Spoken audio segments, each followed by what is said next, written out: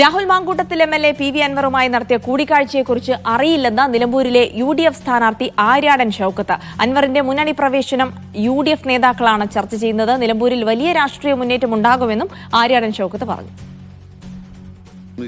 എൻ്റെ പ്രവർത്തന പരിധിയിൽ വരുന്ന കാര്യത്തിൽ പെടുന്നതല്ല അത്.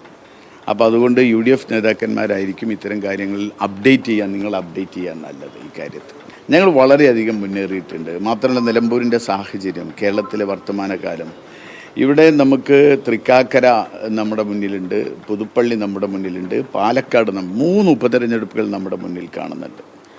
ആ 3 ഉപതെരഞ്ഞെടുപ്പുകൾ ഉണ്ടായത് അതിൽ യു.ഡി.എഫിനുണ്ടായ ഒരു വലിയ മുന്നേറ്റം, അതിൻ്റെ അപ്പുറത്ത് ഒരു മുന്നേറ്റം ഉണ്ടാകാനുള്ള ഒരു സാധ്യത കൂടി ഇന്ന് നിലമ്പൂരുണ്ട്.